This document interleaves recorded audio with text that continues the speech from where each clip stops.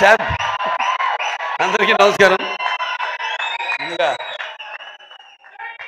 ఈ కార్యక్రమానికి విచ్చేసిన సత్యభామ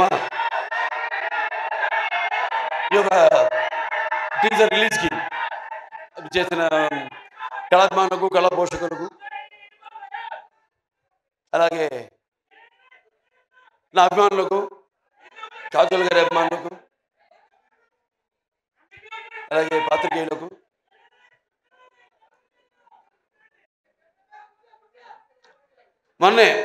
మొన్నటితో ఎలక్షన్ క్యాన్వాసింగ్ అయిపోయింది. వచ్చా షూటింగ్ మొదలు పెట్టేద్దాం నా మంచి ఊపిలో వచ్చాను. ఇప్పటిదాకా షూటింగ్ మొదలు పెట్టలేదు. సరే, దాంతో ఈ యొక్క ఫంక్షన్కి రావడం ఒక రకంగా ఏదైతే నేను ఈ 45 రోజులు 50 రోజులు మిస్ అయ్యాను అది కెమెరాని, ఇవాళ ఈ ఫంక్షన్ ద్వారా దాన్ని తీర్చుకుంటున్నందుకు చాలా సంతోషంగా ఉంది. ఎవరో మార్చు నిర్మాత బాబీ టిక్కా గారు, అలాగే శ్రీనివాస్ గారు అండ్ శశి కిరణ్ టిక్కా గారు, ఆయన సమర్పించిన సత్యభామ, సుమన్ గారు దర్శకత్వం వహించిన సత్యభామ సినిమా ఈ యొక్క టీజర్ రిలీజ్కి రావడం చెప్పాను, చాలా సంతోషంగా ఉంది. అలాగే నా ఆశీస్సులు సినిమాకి. ఎందుకంటే సత్యభామ అన్నది కొన్ని పేర్లు ఉంటాయి. ఆ పేర్లు వినగానే మనం తలుచుకోగానే మనలో ఒక తెలియని ఒక వెన్నముక్కలో ఒక కిలికించుతాలంటాం, అంటే ఒక వైబ్రేషన్. కొన్ని పదాలు ఉంటాయి వాడతాం మనం, కిలికించుతాలని. మన తెలుగు భాషలో అదే గొప్ప.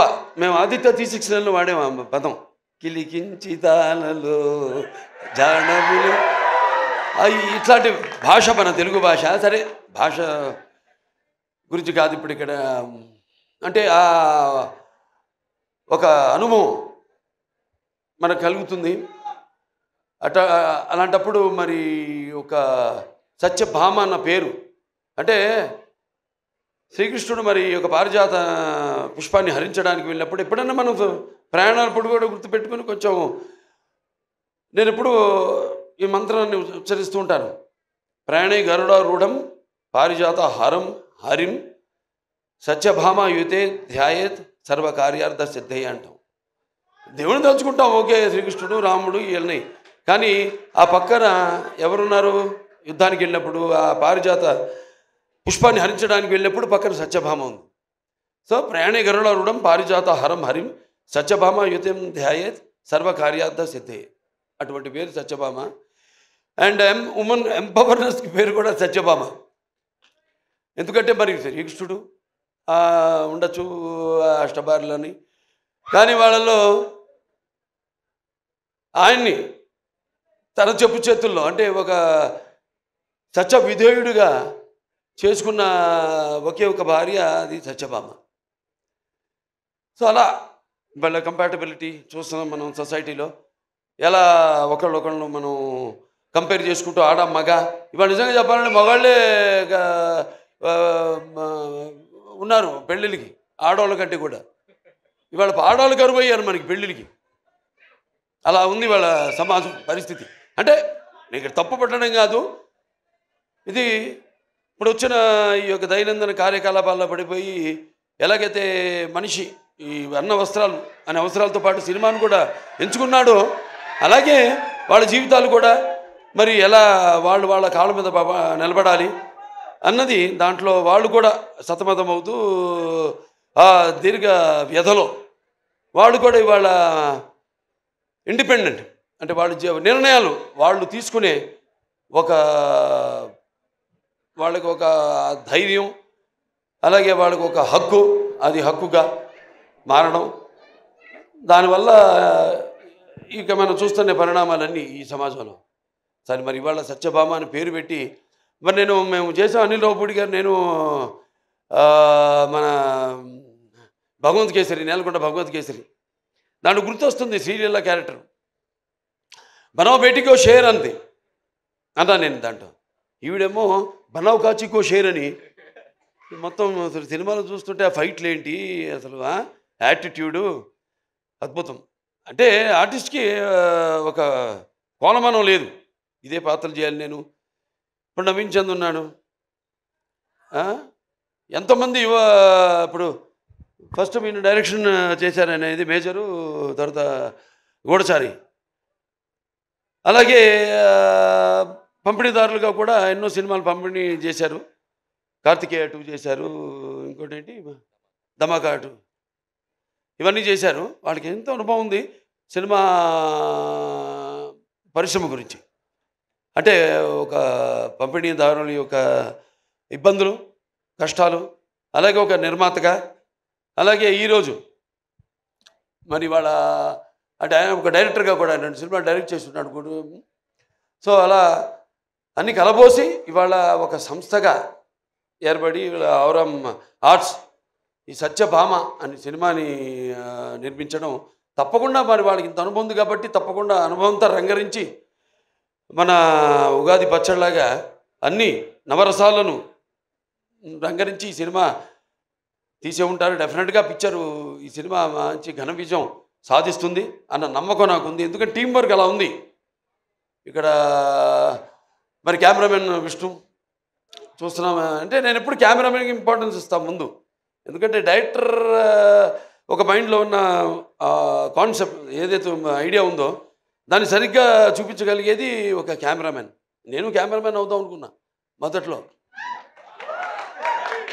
అంటే అన్నిట్లో ఒక అన్నిటి మీద నాకు అవగాహన ఉండాలి, అన్ని క్రాఫ్ట్స్ మీద అన్న ఒక దృష్టితో. అలాగే ఎడిటరు చాలా ఇంపార్టెంట్ సినిమాకి. అలా ఒక్కొక్కళ్ళు అలా మరి శ్రీచరణ్ గారి సంగీతం, అప్పుడప్పుడు పాటలు కూడా పాడుతూ ఉంటా. మామా ఇక పెగ్గిలా అలాగే ఇంకా చాలా పాడాను కానీ ఉన్నాయి అనుకోండి. ఇంకా వస్తే బయటకు వస్తే నెమ్మదిగా ఒక్కొక్కటి. సో ఇలా అలాగే ప్రేక్షకులు ముందుగా ముఖ్యంగా ప్రేక్షకులు ఎంత అద్భుతమైన ప్రేక్షకులు ఉన్నారు ఇక్కడ. ఇవాళ మనం తెలుగు ఇండస్ట్రీ, ఇవాళ మనం భారతదేశ చలనచిత్ర రంగంలో చూసుకుంటేనే ఇవాళ మనం మొదటి స్థానంలో ఉన్నాం మనం తెలుగు చలనచిత్ర రంగం. సో ఇవాళ నారద జయంతి కూడా, నారద మహాముని, ఆయన గురించి ఎవరు మాట్లాడుకోరు కానీ ఒకటి మాత్రం చెప్పగలుగుతాను. నాసం వాహమి వైకుంఠేనా అంటే ఈ యొక్క నాన్నగారు అన్ని పాత్రలు చేశారు. ఆయన చేయని పాత్ర లేదు, కానీ నారదుడు ఒక్కడు చేయలేదు ఆయన. ఆ నారదుడు ఒక పాత్ర చేసే అదృష్టం నాకు దక్కింది. అది శ్రీనివాస కళ్యాణం సినిమాలో నేను నారదుడిగా యాక్ట్ చేశాను. సో అదొక తృప్తి ఉంది నాకు. ఆయన చేయని పాత్రల్లో ఆ నారదుడి పాత్ర ఒకటి నేను చేయగలిగానని. సో ఇలా సినిమా బాగుంది, ట్రైలర్ చాలా బాగుంది. ఇంకా కాజల్ గారి గురించి చెప్పక్కర్లా, ఆల్వేస్ ఫైర్ బ్రాండ్. అంటే అన్ని గుణాలు. ఆర్టిస్ట్ అంటే కేవలం అరవడము, నవ్వడము, లేకపోతే ఒకరిని ఏడిపించడం కాదు. ఒక పాత్రలోకి వెళ్తున్నాం మనం, ఆ పాత్రలో ఒక ఆత్మల్లోకి వెళ్తున్నాం. ఆ పాత్ర ఒక లోతులు మనకు తెలియవు. ఆ పాత్రకి వెళ్ళినప్పుడు ఆ పాత్ర వరకు అంటే ఎన్ని పాత్రలు, స్పాన్ ఆఫ్ 16 years, 16 సంవత్సరాలు, మరి ఎన్ని రకరకాల పాత్రలు చేసి మరి ఒక పాత్ర నుంచి ఇంకో పాత్రలోకి, ఇంకో పాత్ర నుంచి ఇంకో పాత్ర పరకాయ ప్రవేశం చేస్తూ మళ్ళీ ఒక కంబ్యాక్ మధ్యలో అన్నీ ఒక స్త్రీ మూర్తిత్వం. అంటే కార్యేషు దాసి కరుణేషు మంత్రి భోజేషు మాత శైనేశ్వరంబ రూపేచు లక్ష్మి క్షమయ ధరిత్రి అన్నట్టు అన్నీ చూసుకుంటూ అన్నిటికీ సమపాళ్లలో న్యాయం చేస్తూ మళ్ళీ ఒక బిడ్డను కూడా కానీ మళ్ళీ తిరిగి ఇండస్ట్రీకి రావడం.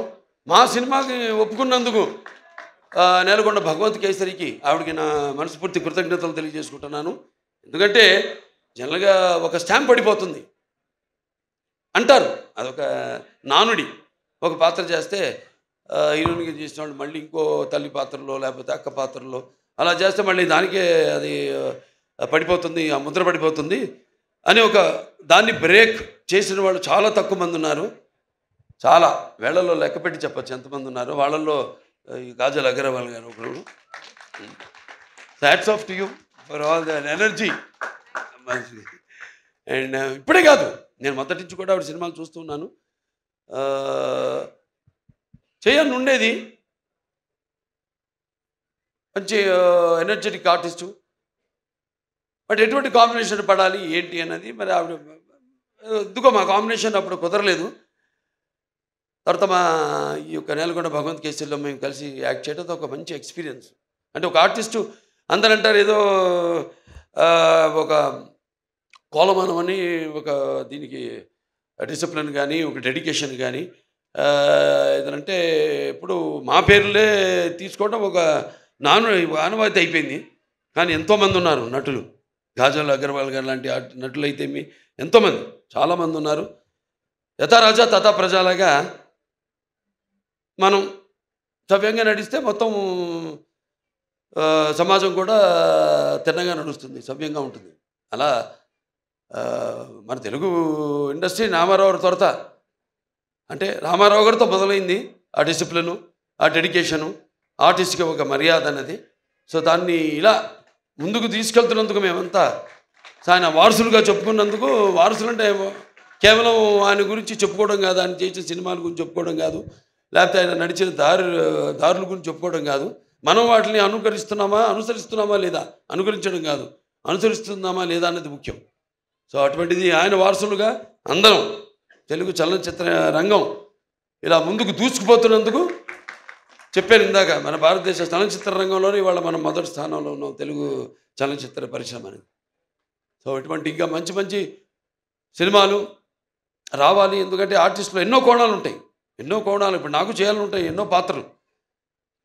నాన్నగారు ఎప్పుడు ఒక 20 సంవత్సరాల ముందు ఆలోచించేవారు. ఆయన ఆలోచించి సినిమాలు చేసేవారు. ఆయన అప్పుడు ఆడకపోవచ్చు ఆ సినిమాలు, కానీ ఇవాళ అవి బంగారు గుడ్లు పెట్టే బాతు, కనక వర్షం కురిపించే సినిమాలు అవన్నీ. సో అలా ఎప్పుడు మనం ముందు నేను ఇంకా కొట్టుకెళ్ళగలుగుతున్నానంటే అంటే ఒకటి ఉంది హిందీలో, ఈవిడేదో తెలుగులో చెప్పిన డైలాగు, ఇది కभी गिरना भी अच्छा है अपना औकात का पता चलता है जब कोई आगे बढ़ते उठाने को अपनों का पता चलता है जो जिसे गुस्सा होता है वो अच्छे होते हैं और जो झूठ बोलते हैं उसको हमेशा हंसते हुए देखा है.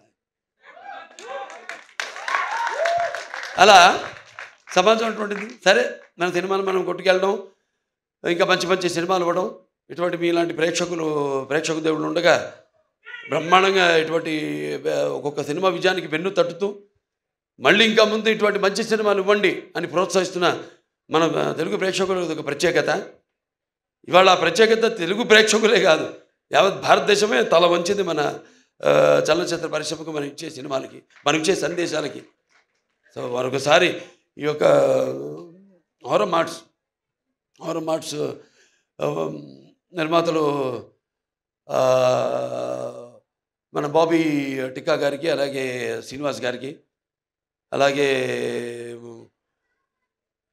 శశి కిరణ్ టిక్కా గారికి, అందరికీ మొత్తం యూనిట్ సభ్యులందరూ కూడా నా అభినందనలు తెలియజేసుకుంటున్నాను. సినిమా రేపు చూస్తారు మీరు తప్పకుండా. నేను చెప్పాను అంత పంపిణీదారులుగా, నిర్మాతలుగా, ఒక దర్శకుడిగా ఆయన కానీ ఇవన్నీ కలబోసి రంగరించి ఈ సినిమాని మీకు ఇస్తున్నారు. తప్పకుండా డెఫినెట్గా బాగుంటుంది ఈ సినిమా. జూన్ 7న విడుదలవుతుంది ఈ సినిమా. చూడండి, అందరూ చూడండి తప్పకుండా. అండ్ మా కాజల్ ఉంది సినిమాలో, కాజల్ అగర్వాల్. సో ఆ డెడికేషన్ అన్నీ మొత్తం అసలు అంటే ముందు వచ్చే తరానికి ఒక ఆదర్శం. సో అందరూ కూడా తప్పకుండా భగవంత్ కేసరి సినిమాలో ఏ కాజల్ అయితే అగర్వాల్ గారిని అయితే మీరు చూశారో, ఇప్పుడు దీంట్లో మనం చూస్తున్నది టోటల్గా అసలు ఆవిడేనా అన్నట్టుగా ఉంది. సో డెఫినెట్గా ఇవన్నీ యాడ్ అయ్యి ప్లస్ అయ్యి అన్నీ అందరూ మొత్తం సాంకేతిక నిపుణులు అందరూ కూడా వాళ్ళ పనితనం కనిపిస్తుంది అక్కడ. ఒక సంగీత దర్శకుడు అయితేనేమి, ఒక సాహితీ రచయిత అయితేనేమి, లేకపోతే పాడిన వారు అయితేనేమి, వాళ్ళ గొంతును అలాగే అందరూ కెమెరామెన్ అయితేనేమి, ప్రతి ఒక్కరు వాళ్ళ పనితనం కనిపిస్తుంది. ఈ సినిమా తప్పకుండా విజయవంతం కావాలి, అవుతుంది. సో మరొకసారి నన్ను ఈ సినిమాకి ఈ ట్రైలర్ రిలీజ్కి ముఖ్య అతిథిగా రామిని లవపూడి గారితో పాటు కలిపి పిలిచినందుకు నా కృతజ్ఞతలు తెలియజేసుకుంటున్నాను. ముఖ్యంగా అందరికీ, నా అభిమానులకి, కాజల్ అగర్వాల్ గారి అభిమానులకి అందరికీ, పాత్రికేయులకి అందరికీ కూడా నా కృతజ్ఞతలు తెలియజేసుకుంటూ నేను సెలవు తీసుకుంటున్నాను.